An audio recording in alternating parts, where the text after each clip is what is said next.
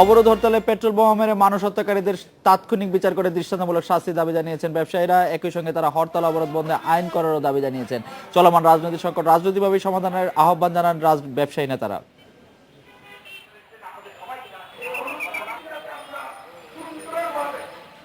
টানা হরতাল অবরোধে দিশেহারা ব্যবসায়ীরা। সবচেয়ে ক্ষতির মুখে দেশের পোশাক শিল্প, তাই কারখানা ছেড়ে রাস্তায় নেমেছেন পোশাক মালিকরা। পোশাক মালিকদের সংগঠন বিজিএমইএ, বিকেএমইএ ও বিটিএমইএ ডাকে মানববন্ধনে অংশ নিয়েছে 40টির বেশি ব্যবসায়ী সংগঠন। জড়ো হয়েছে শ্রমিক সংগঠনগুলো।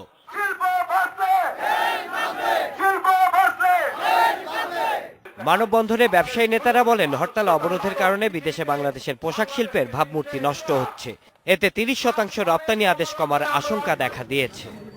এই শিল্পকে রক্ষা করার জন্য, দেশকে রক্ষা করার জন্য, জাতিকে রক্ষা করার জন্য আজকে আমরা রাস্তায় আসতে বাধ্য হয়েছি। ব্যবসায়ীরা বলেন, পেট্রোল বোমা মেরে মানুষ মারা রাজনীতি হতে পারে না। এসব দুষ্কৃতিকারীর বিরুদ্ধে কঠোর ব্যবস্থা নিতে হবে। গণতন্ত্রের প্রধান শক্তি পেট্রোল বোমা হতে পারে না। গণতন্ত্রের প্রধান শক্তি আলোচনার মধ্য দিয়ে সমস্যার সমাধান করা, এবং সরকারকে অনুরোধ করছি একটি আইন প্রণয়ন করেন যার মধ্য দিয়ে এই দেশে হরতাল অবরোধ আগামী 20 বছর ধরে বন্ধ হবে।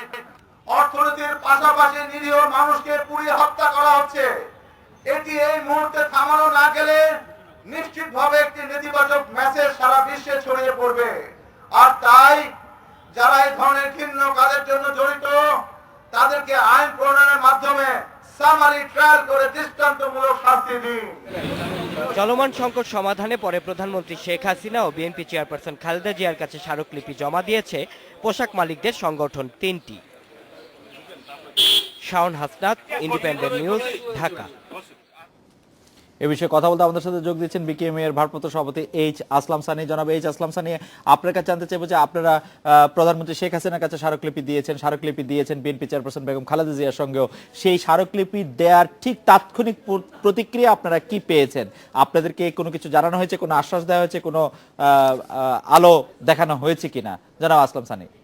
ধন্যবাদ আজকে আমাকে এখানে দেওয়ার জন্য। আসলে আমরা স্মারকলিপি দিয়েছি, তাৎক্ষণিকভাবে আমরা মাননীয় প্রধানমন্ত্রীর সাথে দেখা করতে পারিনি, কারণ আমরা তো পূর্ব নির্ধারিত কর্মসূচি ছিল।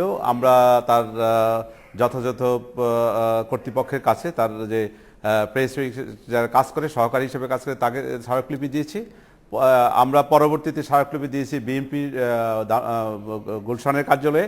সেখানে বিএনপির চেয়ারপারসনের বিশেষ সহকারী শিমুল বিশ্বাসের সাথে কাছে স্মারকলিপি দিয়েছি। এবং আসলে আমাদের স্মারকলিপির কাছে আমরা আজকে জানেন যে সারা বাংলাদেশের একটা অবরুদ্ধ অবস্থার মধ্যে সারা বাংলাদেশের দেশবাসী আছেন। সবচেয়ে বড় কথা, আপনার রানা প্লাজার পরে সমস্ত মেড ইন বাংলাদেশ যখন সমস্ত পৃথিবীতে প্রশ্নের সম্মুখীন ছিল, যখন রক্তমাখা শার্ট নিয়ে আমাদের বিভিন্ন পেশার গ্রুপ সমস্ত পৃথিবীতে মিছিল করছিল, তখন আমাদের সেই ভাবমূর্তিকে কাটায় ওঠার জন্য যখন আমরা কাজ করতেছিলাম, যখন আমরা বাংলাদেশকে আবার একটা সঠিক পথে দেশের অর্থনীতিকে পরিচালনা করার জন্য আমরা সবাই মালিক শ্রমিক মিলে সবাই কাজ করতেছিলাম, সেই মুহূর্তে আবার এই রাজনৈতিক অস্থিরতা। আমি সেটাকে রাজনৈতিক অস্থিরতা বলবো না, আমি বলতে চাই গুটি কয়েক সন্ত্রাসী কর্মকাণ্ড অত্যন্ত প্ল্যান ওয়েতে দেশকে একটা অকার্যকর রাষ্ট্রে পরিণত করার জন্য সারা বাংলাদেশের যেই নিরীহ মানুষকে যেভাবে হত্যা করছে, আমি মনে করি সেই হত্যাকাণ্ডগুলি মানবতার বিরুদ্ধে অপরাধ। সেই হত্যাকাণ্ডগুলি নৃশংস হত্যাকাণ্ড। সেই হত্যাকাণ্ডের জন্য সমস্ত পৃথিবীতে একটা মেসেজ যাচ্ছে। জনাব এইচ আসলাম সানি, আপনাদের স্মারকলিপি দেওয়ার ছাড়াও বিএনপি এবং আওয়ামী লীগের দুই পক্ষের যারা শীর্ষ পর্যায়ের নেতৃবৃন্দ আছেন, মাননীয় প্রধানমন্ত্রী শেখ হাসিনা এবং মাননীয় সাবেক প্রধানমন্ত্রী বেগম খালেদা জিয়া ছাড়াও অন্যদের সঙ্গে আপনাদের প্রায়ই কথা হচ্ছে। তারা আপনাদের এই বক্তব্যের সাথে কতটা একমত পোষণ করছেন, নাকি বিএনপি ভাবছে চলমান আন্দোলন বন্ধ করে দেওয়ার জন্য আপনারা ব্যবসায়ীরা পথে নামছেন, অথবা আওয়ামী লীগ ভাবছে যে আপনারা তাদেরকে জোর করে সংলাপে বসাতে চাইছেন? কি ভাবছেন আসলে তারা? আমরা আসলে আমাদের আজকের বক্তব্য স্পষ্ট ছিল, আমরা কোনো রাজনৈতিক ফয়সালা রাজনীতিকরা করবে। আমরা চাচ্ছি এমন কোনো রাজনৈতিক কর্মকাণ্ড না আসুক যেটা অর্থনৈতিকভাবে বাংলাদেশ ক্ষতিগ্রস্ত হবে। আপনারা জানেন, যারা ব্যবসা করে, যারা রাজনীতি করে, তারা সবাই চায় দেশের অর্থনীতির উন্নয়নের স্বপ্ন দেখে। তাদের কর্মকাণ্ডই দেশের অর্থনীতির উন্নয়নকে নিয়ে। তাই আমরা এটাই দাবি জানাচ্ছি, সরকারের কাছে দাবি জানাচ্ছি, যারা দুষ্কৃতি করছে, যারা আইন শৃঙ্খলার অবনতি করছে, মানুষ মারছে, তাদের বিরুদ্ধে যথাযথ ব্যবস্থা নিতে।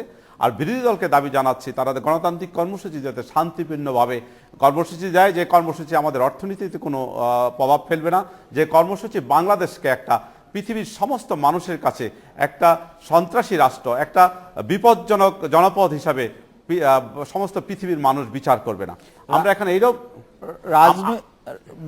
আপনারা যে রাজনৈতিক সমাধানের কথা বলছেন বা রাজনৈতিকভাবে বিষয়টি সমাধান করার কথা বলছেন, তার কোনো প্রভাব পড়বে বলে আপনি আশা করেন? কারণ এই কথাগুলি আপনারা বলে আসছেন কিন্তু অনেক দিন ধরে, আজ 23 দিন টানা অবরোধ চললো, বা আমার কাছে আসলে সঠিক হিসাব নেই, 6 তারিখ থেকে আজকে 28 তারিখ, 22 বা 23 দিন। আমরা যদি এরকম বলি, আপনাদের কথা তো আসলে কোনো প্রভাব নাই, এবং কেন নাই সেটিও আমার খুব জানার কৌতূহল। কারণ রাজনীতিবিদদের মধ্যে অধিকাংশই ব্যবসায়ী, এবং ব্যবসায়ীরাই রাজনীতিবিদদের পরিচালনা করে থাকেন বলে আমরা শুনে থাকি। আসলে আজকে আমরা যারা আজকে জানেন, আমরা বিকিএমই, বিজিএমই এবং বিটিএমই, আমরা 3টা সংগঠন একসাথে হয়েছে। আপনি জানেন সারা বাংলাদেশের অর্থনীতি আজকে 81 ভাগ রপ্তানি সহ সমস্ত বাংলাদেশের প্রত্যক্ষ পরোক্ষভাবে 3 কোটির বেশি লোক জড়িত এই শিল্পের সাথে, এবং প্রত্যেকটা ফ্যামিলি যদি যোগ করেন 5 কোটি লোক কোনো না কোনোভাবে জড়িত। আমরা আজকে ঘোষণা দেওয়ার পরে এটাই প্রকাশ করতে চাই, আমরা কোনো রাজনৈতিক বাবদ কারো পক্ষ অবলম্বনের জন্য আমরা আসি নাই। আমরা বলছি সেটা আজকে আমাদের মাত্র আরম্ভ। আমরা প্রতিবাদ জানাচ্ছি আমাদের অর্থনীতিকে রক্ষা করার জন্য, আমাদের দেশকে রক্ষা করার জন্য। এই ভবিষ্যতে আমরা রাজনীতির ঊর্ধ্বে উঠে এ দেশের স্বার্থে, দেশের মানুষের কল্যাণে, দেশের অর্থনীতির কল্যাণে আমরা অতীতের কথা ভুলে যান। আমরা ভবিষ্যতে আমরা এমন কর্মসূচি নেব সবাইকে সাথে নিয়ে, যাতে বাংলাদেশ সত্যিকারের অকার্যকর রাষ্ট্রে পরিণত হতে আমাদের সামনে আমরা দিতে চাই। জনাব আসলাম সানি, আপনি কি মনে করেন যে আপনারা ব্যবসায়ীরা আপনি যে কথাগুলি বলছেন সেই কথাগুলি ক্ষেত্রে একতাবদ্ধ, ঐক্যবদ্ধ?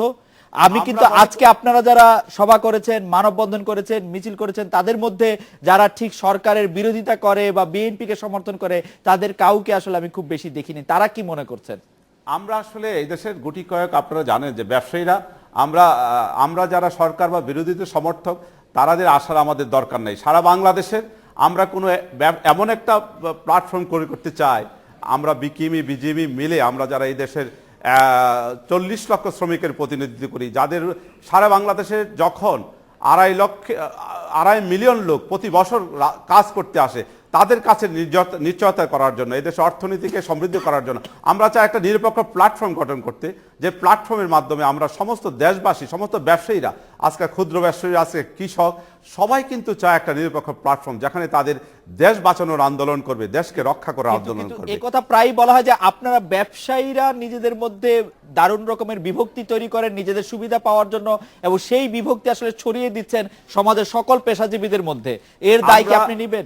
আপনারা তো একতাবদ্ধ নন বটেই, আপনারা অন্য পেশাজীবীদেরও বিভক্ত করে তোলেন নানা রকম সুবিধা। আজকে একটা মেসেজ আপনি দেখেছেন আমাদের আজকে যে আমরা যে একতাবদ্ধভাবে দাঁড়িয়েছিলাম, এটা কিন্তু আমাদের 2 দিনের নোটিশে হয়েছে। আমরা কিন্তু অনেকে আসতে চেয়েছে, অনেক সংগঠন আসতে চাচ্ছে, আমরা আসিনি।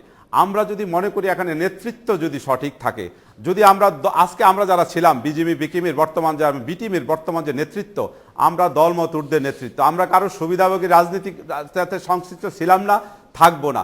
আমরা দেশের স্বার্থে কাজ করতে পারবি, দেশকে রক্ষা করা আজকে এই মুহূর্তে আমাদের পবিত্র দায়িত্ব মনে করছি।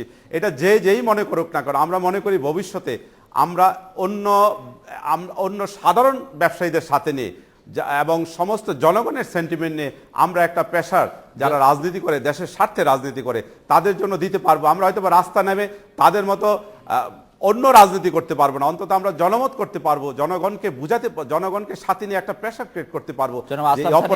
অনেক ধন্যবাদ। এডিটর স্পিকে একটি বিরতি নিচ্ছি, ফিরছি একটু পরে।